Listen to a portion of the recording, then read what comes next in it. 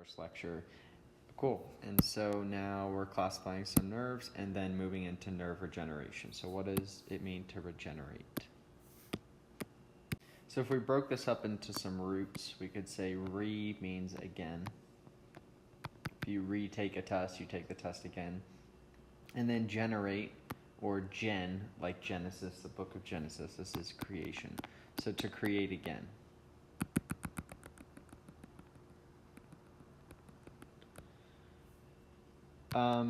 Really, only peripheral nervous system nerves can do this. I think that he said, I think he said in the past few years in one of these lectures that I've been to that there's some research indicating that there might be potential for nerves within the central nervous system to regrow, but we're just going to talk about peripheral nerves for now.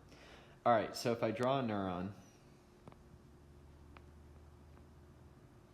because even though we're talking about nerve regeneration, we're going to look at a single neuron. Okay, so here's my neuron. So let's just give some different names. So this is the start of the axon, so that's called the axon hillock. This over here, the end of the axon, that was the teledendria. And then this is our cell body, or our soma, or our perikaryon.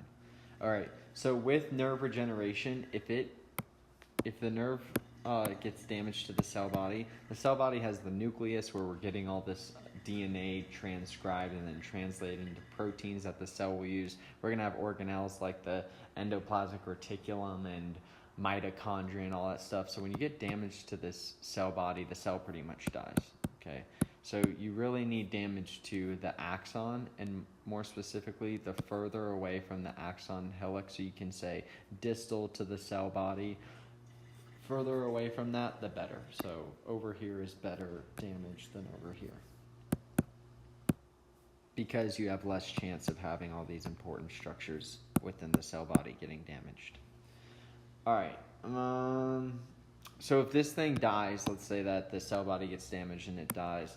If this post-synaptic neuron only has one connection, which is this one that just died, this neuron that just died, then this post-synaptic neuron is eventually going to degenerate and die too, because it'd be a waste of energy and resources for the body to keep this neuron alive if it's not getting any signals to send. But if this thing has another neuron next to it, and maybe this one didn't get damaged, and this can still send signals through the synapse, then it won't die. This post-synaptic neuron won't die.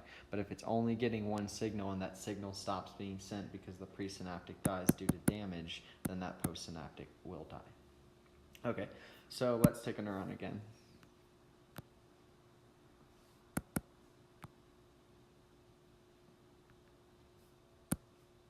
One more time. That's just going to have to do. And then we have this synapse. All right, so let's do a small myelin sheath just to show that it's there. We have those nodes around VA, that this action potential is jumping from node to node. Okay, but we're going to damage this thing, so let's just put a cut through it. Boom. First thing is the peripheral axon is damaged.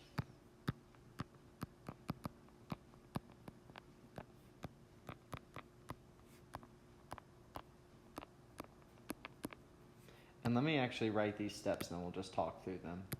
Okay, so let's draw this again. I think having the words up there will just make it a little bit easier. Okay, so our peripheral axon is going to get damaged. There's some damage. So these separated ends are going to seal and swell. So where that damage was, let's just draw a cut straight down. And those separated ends are going to seal and swell. So swelling means get bigger, and seal means to close off. All right, step 2 is done. Next, Wallerian degeneration comes. So phagocytes, these phagocytic cells, these cell-eating cells, which basically come down and break things down into smaller pieces. They're going to come down and break everything within this axon. So they're going to degrade the axon, but the neurolema and the endoneurium are going to stay intact. So basically, like, there's still these organelles. So, like, let's say there's some ribosomes and mitochondria and all that stuff down here. Well, since we have damage to this stuff, we just want to clean the house out and start again. So these phagocytes are going to come in, and let's do those. These pink cells. These phagocytes are going to come in, and they're going to come in here and destroy all that and clear it out. So let's show that. So right now I'm clearing out the inside of my cell, but I'm keeping that neurolema, which is that plasma membrane of a neuron. Remember, we had sarcolemma with muscle cell. Well, now we have a neurolema. So this neurolema stays intact. That's right here. And the endoneurium stays intact. So that connective tissue wrapper, that's also going to stay around. But everything else is going to be destroyed by the phagocytes. Remember, we want to start again. We want to clean everything out. So everything within the plasma membrane is broken down, and then these Schwann cells, these glial cells that produce our myelin sheath. So this is our myelin sheath. We have these Schwann cells that are around producing this myelin.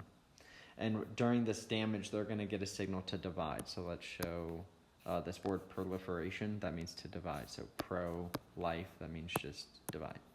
So now we have a bunch of Schwann cells, and they're going to migrate to the injury site. So they'll all move around here.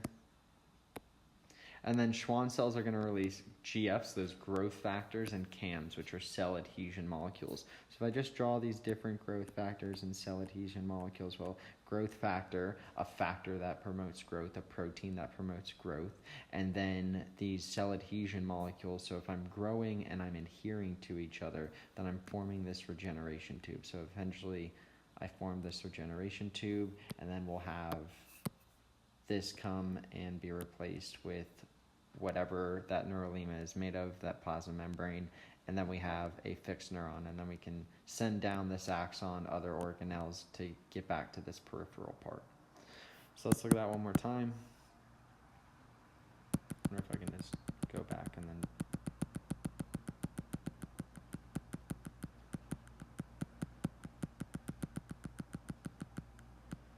All right, cool. So we have an intact neuron. So our peripheral axon gets damaged. There's our damage. So the next step, these separated ends are going to seal and swell. So that's where we drew here. They're now, they've separated, and now they're swelling and sealing off. And now all these different organelles, mitochondria, ribosomes, all those different things that are around this axon, they're all going to get degraded by these phagocytes. So these phagocytic cells are going to do phagocytosis, the cell-eating process, break all this stuff down. So now that's gone. I kind of like this. But remember, this neurolema stays intact. So this plasma membrane is staying intact, and this endoneurium, that connective tissue wrapper, is staying there as well. So then we have these, this is the myelin wrapper, but it's being produced by these glial cells called Schwann cells. So we have all these Schwann cells, and they're going to proliferate, which means to divide. So now they're dividing. And they're going to migrate to that injury site. So then they're going to release, normally they're producing this myelin, but then they're, right now, during this cell signaling process, because of this damage, they're going to release growth factors and these cell adhesion molecules. So those are the growth factors and cell adhesion molecules being put on that. There's sealed ends, and then that regeneration tube is going to form, and then we'll fix that neuron. Okay, so that's nerve regeneration. Hope this helps. Let's do some motor activity next.